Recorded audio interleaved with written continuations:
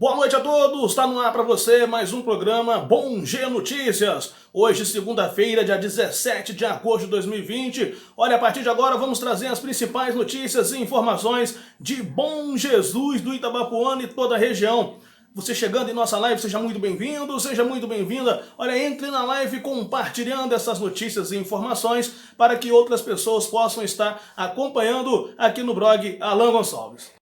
Olha, no Espírito Santo, uma nuvem misteriosa chamou a atenção de moradores de cidades do sul do estado. A TV Gazeta Sul exibiu uma reportagem no jornal ESTV, primeira edição desta segunda-feira, e a gente vai conferir agora.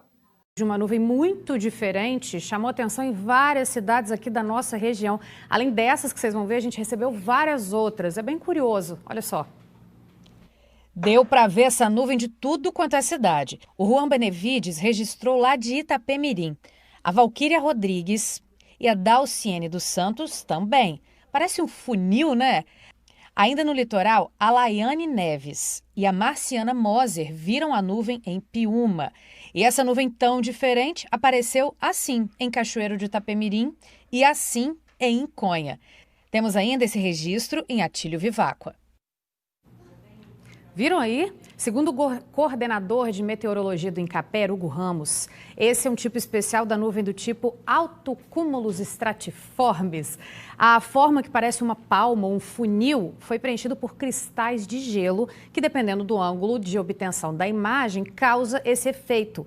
Geralmente as nuvens desse tipo são em camadas ou que parece um lençol horizontal de grande extensão, muitas vezes até com algumas ondulações. Ele diz que não chega a ser um fenômeno raro, mas diferente de outro tipo de nuvem desse mesmo gênero, essa daí que a gente vê nas imagens não está relacionada à formação de tempestades. Então, podemos ficar tranquilos porque ela não significa tempestade nem nada disso. Foi só realmente um espetáculo que a gente pôde apreciar no céu de hoje cedo. Muito bacana, né? Olha essa foto que linda. Ela perto das outras palmeiras, dos outros coqueiros, fica até parecendo mais uma das folhas, né? Gente, obrigada a todo mundo que mandou no aplicativo, nas minhas redes sociais, os registros da nossa manhã. Eleições 2020, olha, prefeitos, vereadores e demais agentes públicos estão proibidos de fazer propagandas ou pronunciamentos em rádios e televisão. Olha, desde o último dia 15 de agosto, agentes públicos de todo o Brasil estão proibidos de fazer publicidade ou propaganda e pronunciamentos em rádio e televisão. Maiores informações você confere acessando o site do blog Alan Gonçalves. Jovem de 23 anos é baleado em bar às margens da rodovia S484 entre Iguaçuí e São José do Calçado. Um jovem de 23 anos foi baleado após uma briga de bar na madrugada deste domingo, dia 16. A confusão aconteceu às margens da S484, rodovia que liga o município de Iguaçuí a São José do Calçado. Ele foi socorrido por frequentadores do bar e levado ao pronto-socorro de Iguaçuí. A polícia militar foi acionada. Ao contar aos militares o que aconteceu, a vítima informou que estava no bar quando começou uma briga e durante uma confusão houve disparos de arma de fogo, sendo que a bala atingiu a vítima.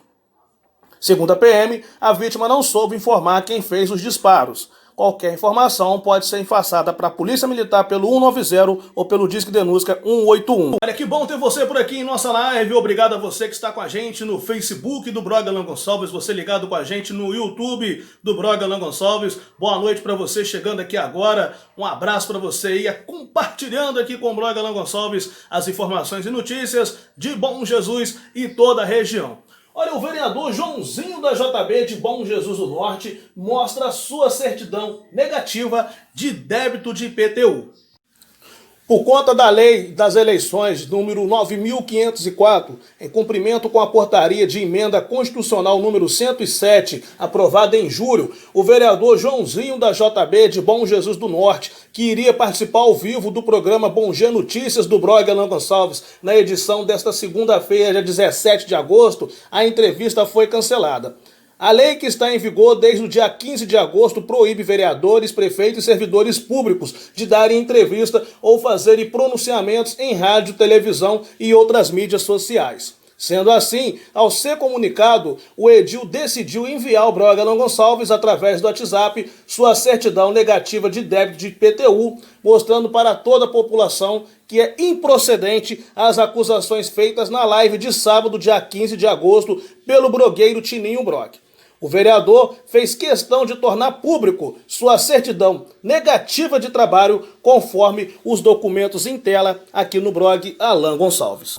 Eu quero agradecer a todos e todas pela audiência aqui com o programa Bom Dia Notícias, edição desta segunda-feira, dia 17 de agosto. Boa noite para você chegando agora em nossa live, seja muito bem-vindo, seja muito bem-vinda. Olha, vai faltar água nesta terça-feira em Rosal. SAAI comunica interrupção no abastecimento de água de Rosal para manutenção de rede nesta terça-feira, dia 18 de agosto. O presidente do SAAI, Serviço Autônomo de Água e Esgoto de Bom Jesus do Itabapoana, o senhor Júlio César Gentiulice, vem através desta comunicar à população do distrito de Rosal, em Bom Jesus do Itabapoana, que terça-feira, dia 18 de agosto, amanhã, terá o abastecimento de água interrompido de 9 horas da manhã até 4 horas da tarde para manutenção dos filtros da estação de tratamento de água. Contamos com a atenção e colaboração de todos os moradores. Economize água, informou SAAI Bom Jesus do Itabapoana. Mudando de assunto, 98% dos pacientes infectados pela Covid-19 em São José do Calçado estão curados, conforme dados do boletim desta segunda-feira divulgado pela Prefeitura da cidade. O número de casos confirmados é de 263 neste momento. 59 é o número de casos suspeitos. O município registrou 3 óbitos desde o início da pandemia. O número de pacientes em tratamento são apenas 11. 249 pessoas estão curadas do novo coronavírus na cidade. O município já descartou 688 casos desde o início da pandemia. Ainda sobre os casos de coronavírus, continua crescendo o número de curados da Covid-19 em Bom Jesus de Itabapoana. Conforme os dados do boletim desta segunda-feira, dia 17 de agosto, o município tem 759 pacientes confirmados com o novo coronavírus. 101 é o número de pacientes monitorados, 642 curados, nenhum óbito em investigação e 16 óbitos confirmados desde o início da pandemia. Pelo 7º dia consecutivo, a UTI Covid continua sem leitos disponíveis para internação e 28 na enfermaria Covid. O bairro Pimentel Marques é o maior bairro com o número de casos confirmados, 148 nesta segunda-feira. Quero mandar um forte abraço para todos ligados aqui no blog Alan Gonçalves, em Apiacá, Bom Jesus do Norte, Bom Jesus do Itabapoana, São José do Calçado, Itaperuna, Guaçuí, Alegre, Mimoso do Sul, Guaçuí e toda a região, hein? Olha, em Bom Jesus do Itabapoana, turistas são flagrados tomando banho no chafariz da Praça Governador Portela, no centro da cidade. Por volta das 14 horas deste domingo, dia 16 de agosto, 3 turistas foram flagrados tomando banho no chafariz da Praça Governador Portela, no centro de Bom Jesus do Itabapoana. A polícia militar foi acionada para o local e militares da moto patrulha informaram para os turistas sobre a proibição de banho no local e os mesmos se retiraram da água. Um dos turistas discutiu com a polícia falando que não há nenhuma placa informando sobre a proibição de tomar banho no local. O trio flagrado no chafariz da praça é recém-chegado na cidade e vem vagando pelas ruas do município e pede comida e dinheiro para as pessoas na rua. Olha só esse caso, a verdade sobre o gás barato do botijão azul. Dentro dele estão misturando água. Confira o vídeo. Em um vídeo que circula no WhatsApp, funcionários de um depósito de gás mostram que, além do gás de cozinha, o botijão de gás azul, que é revendido barato para o consumidor, está vindo misturado com água. Acompanhe.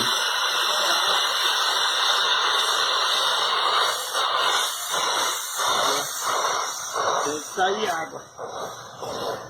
Só água. Ó. Aí, pessoal, gás barato, ó. Só água. Ó. Ó a água que escorre, pessoal. Tá vendo o gás barato? Olha. Aí, ó. Ó. Ó. Vai vendo aí, pessoal. Ó o gás barato que tem, ó. Água. Olha. A gente paga barato, depois se arrepende, ó. Vai vendo, ó. Olha. Vai vendo. Ó, água. Ó.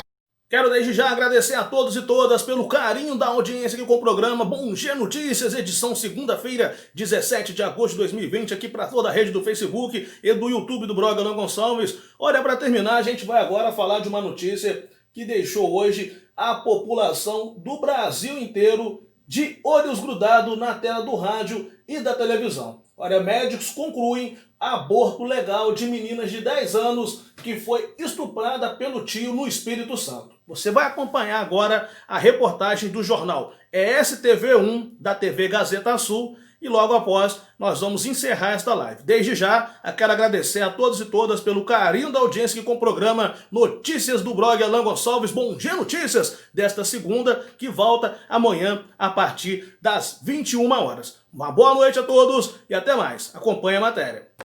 12:04, a gente começa o seu ES1 de hoje com a notícia de que passa bem a menina de 10 anos que teve a gravidez interrompida num hospital do Recife. Ela foi estuprada pelo tio e acabou engravidando.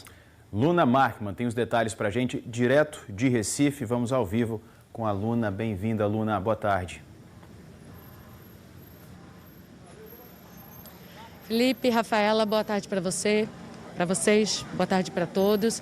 Bem, o procedimento de interrupção da gravidez foi concluído por volta das 11 horas da manhã. Só relembrando, a menina, a criança de 10 anos, chegou ontem aqui no Recife por volta das 3 horas da tarde.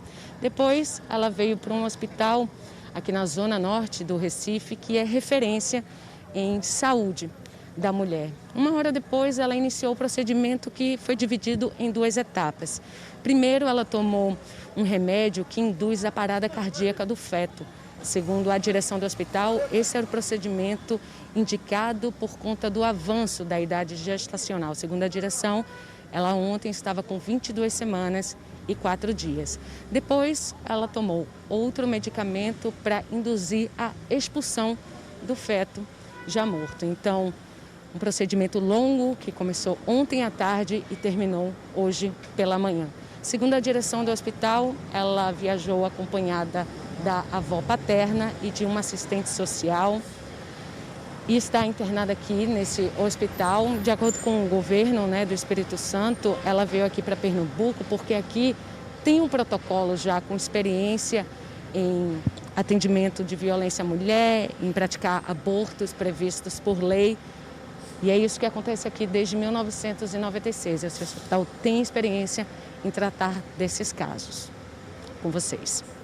Luna, obrigado, por suas informações. Um assunto tão delicado, você trouxe para a gente as informações de uma maneira muito fácil da gente entender. É um assunto que mobilizou o país inteiro, né, Rafa? Aliás, o país inteiro teve também repercussão internacional. A menina teve que ir para Recife porque a equipe do Hospital das Clínicas, aqui de Vitória, se recusou a fazer esse procedimento. Deixa eu conversar com a Daniele Cariello, ela está no hospital, vai conversar com a gente, porque a gente quer saber, Dani, o que a equipe do Hospital das Clínicas aqui de Vitória alegou para não fazer esse procedimento nessa menina? Boa tarde. Oi, Rafa, Felipe, boa tarde para vocês, boa tarde para todos que nos acompanham. Olha, a informação que a gente recebeu por nota da assessoria do Hospital das Clínicas aqui de Vitória é que a equipe médica, que está acostumada inclusive a fazer procedimentos parecidos, se recusou nesse momento, procedimentos parecidos que eu digo é de outras vítimas de violência sexual. Eles se recusaram afirmando que a idade gestacional não está amparada na legislação vigente, como a criança que estava grávida já de mais de 22 semanas, ou seja, era uma gravidez com mais de 5 meses, a equipe já não se sentiu apta a fazer esse procedimento, por isso que ela foi transferida para Recife. A gente acompanhou essa história hoje cedo, vamos ver na reportagem. A menina de 10 anos embarcou ontem de manhã no aeroporto de Vitória, acompanhada de parentes. Seguiram para Recife, em Pernambuco. O médico responsável pela equipe que atendeu a menina grávida de 5 meses entrou ao vivo hoje cedo no Bom Dia Espírito Santo e disse que já havia iniciado o processo de interrupção da gravidez. A gente provoca primeiro o óbito fetal para depois promover a indução da expulsão. Então, hoje deve estar sendo expulso o feto. Como é que está a menina de 10 anos? Ela passa bem? Enfim? Ela está bem, muito bem. Está com assistência social daí, acompanhada com a avó, um pouco assustada, mas a gente tem apoio psicológico. A nossa equipe é treinada, né? Nós temos experiência. A gente é um serviço de referência desde 96. O governo do Espírito Santo diz que a criança foi para um estado que tem protocolo médico mais específico para a interrupção de gravidez. A gestação foi revelada no dia 7 de agosto, quando a menina foi a esse hospital na cidade de São Mateus, se queixando de dores abdominais. Ela contou que começou a ser estuprada pelo próprio tio quando ainda tinha 6 anos. O tio tem 33, foi indiciado por estupro de vulnerável e ameaça, mas está foragido. Em Vitória, a menina foi atendida no Hospital das Clínicas e uma equipe se recusou a interromper a gestação, alegando que a idade gestacional não está amparada na legislação vigente. Isso aconteceu depois de uma decisão da Justiça favorável à interrupção da gravidez. O documento diz que é legítimo e legal o aborto acima de 20 e 22 semanas nos casos de gravidez recorrente de estupro, risco à vida da mulher e anencefalia fetal. O juiz concluiu que a vontade da criança é soberana, ainda que se trate de incapaz, tendo a mesma declarado que não deseja dar seguimento à gravidez, fruto de ato de extrema violência que sofreu. Esse advogado explica o que diz o Código Penal brasileiro. O Código Penal ele proíbe a interrupção da gestação ou aborto, ele criminaliza essa conduta. Mas há alguns casos pontuais em que a lei autoriza, ela permite. A primeira situação seria quando a gestação ela acarreta um risco para a saúde, para a vida da própria gestante. A segunda situação é na hipótese em que a gestação decorre de estupro, de violência sexual. Nesse caso, desde que seja realizado por um médico e com prévio consentimento da gestante, é possível a interrupção da gestação. O advogado explica ainda que o hospital pode se recusar a fazer o procedimento e que cada caso deve ser avaliado individualmente. A gente tem que buscar, na verdade, os motivos pelos quais não foi feito, né, a interrupção da gestação. Muitas vezes é uma questão de ordem técnica, estrutural. Então, evita-se com isso colocar em risco a própria vida da criança, da gestante. E, às vezes, a melhor saída é não realizar naquelas condições. A família da criança não quer comentar o caso, ela mora com os avós. Nós ouvimos um médico pediatra para entender o que acontece com uma criança que carrega uma outra criança no ventre. Ele aponta riscos físicos e também psicológicos. Fisicamente, ela não tem condições de levar essa gravidez a termo adequadamente. Então, a gente considera efetivamente uma gravidez de risco. Então, existe não só a possibilidade da morte da mãe, como também um parto prematuro ou um abortamento espontâneo. Isso é muito comum nessa faixa etária. A questão psicológica, duas coisas nos chamam muito a atenção nesse caso. Primeiro, a dificuldade enorme da relação, da criação do vínculo mãe-criança. E segundo, o aumento da depressão pós-parto. O médico responsável pelo atendimento dessa criança que estava grávida lá em Recife disse que ela deve ter alta na quarta-feira, deve ter alta, aliás, amanhã. Agora, o presidente da Ordem dos Advogados do Espírito Santo, aqui do estado, comentou o caso e falou mais especificamente sobre esse assunto dessa criança de 10 anos que estava grávida após sofrer abusos sexuais do próprio tio. Vamos acompanhar. O Código Penal é o único instrumento no Brasil que fala sobre a prática da interrupção de gravidez. E lá não fala a quantidade de semanas ou de peso de feto que pode ser praticado o aborto. Entretanto, existem regramentos médicos de 1999 que trazem lá a possibilidade de se realizar a interrupção de gravidez até as 22 semanas ou até o feto atingir 500 gramas. Nós entendemos que os médicos têm o direito de se referenciar nessa prática, ou seja, não existe nenhuma espécie de omissão médica, nenhuma espécie de crime e também não pratica nenhum crime aquele médico que se predispõe a fazê-lo a partir das 22 semanas ou a partir de 500 gramas. Então tá aí, né? O procedimento de interrupção da gravidez dessa criança lá em Recife foi concluído. A equipe médica de lá disse que ela deve ter alta amanhã e deve voltar aqui para o Espírito Santo.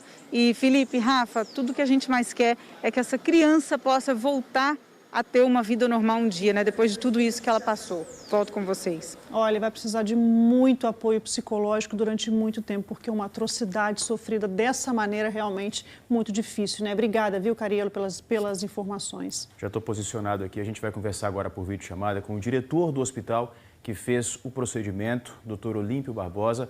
Vai conversar com a gente agora por ligação. Doutor Olímpio, boa tarde. O senhor está ouvindo bem a gente?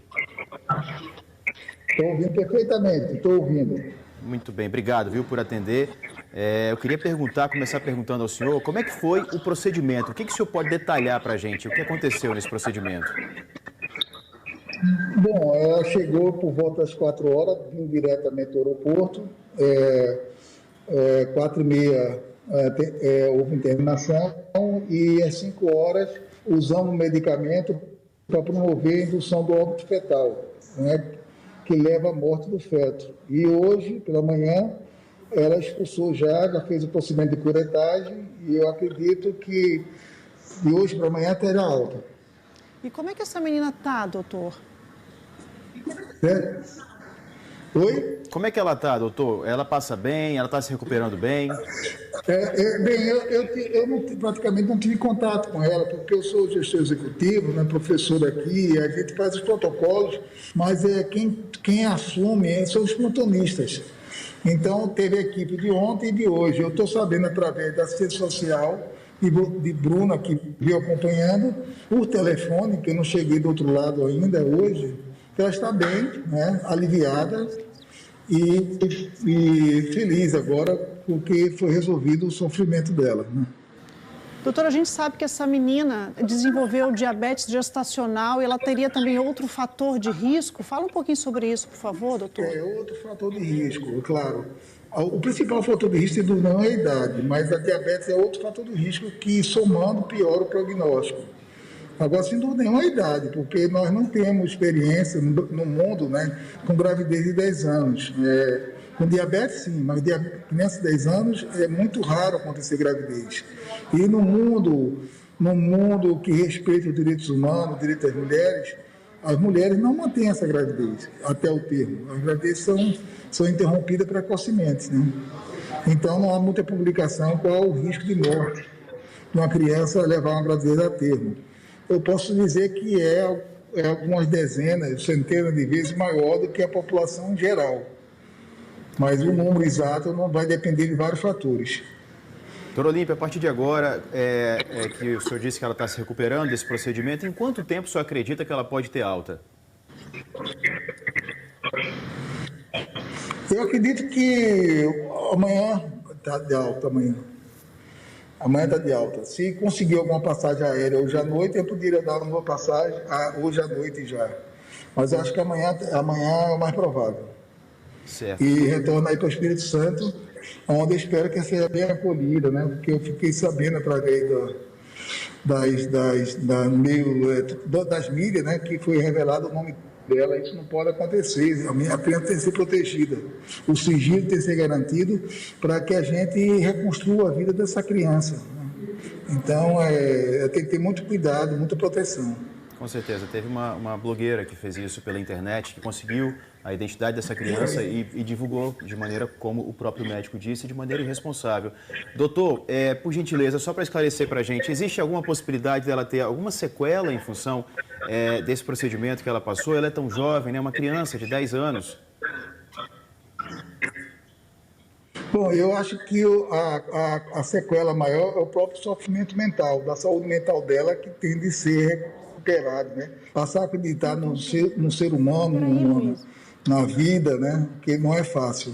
Ele passou. Fisicamente, eu acho que não vai ter nenhuma sequela, provavelmente não, porque foi tudo dentro dos protocolos e no futuro, quando ela quiser ser mãe, não vai ter nenhum problema, não vai ficar com sequela de dor. Dor física, não. Eu acho que a dor do coração, da alma, da saúde mental dela.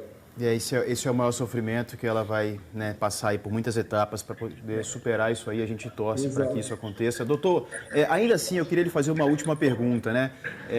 Ela poderá um dia ser mãe? Ela poderá um dia ter filho normalmente depois de tudo isso que está acontecendo? É claro, a gente falou sobre o trauma psicológico, mas pulando essa etapa, né, entendendo que ela vai conseguir se recuperar, fisiologicamente ela poderá ser mãe? Claro que sim. Claro, eu acredito que não vai ter nenhum problema eu ser mãe. Biologicamente, nenhum problema. Doutor, quero agradecer. Muito bem, quero agradecer demais, viu, a sua participação, esclarecendo aqui para todos nós, para todo o Espírito Santo, um assunto tão delicado que está mobilizando o país inteiro. Obrigado mesmo, viu? Tudo de bom aí para o senhor. Muito obrigado. Um abraço a todos vocês. Valeu. Valeu, obrigado, doutor. Olha só, e o tio da menina, que é suspeito de ter feito esses abusos aí desde os 6 anos de idade, de ter engravidado essa menina, continua foragido. Mas as polícias estão se unindo para tentar prendê-lo. Deixa eu conversar agora com a Rose Bredoff, que vai trazer mais informações sobre essa investigação para a gente, né, Rose? Boa tarde.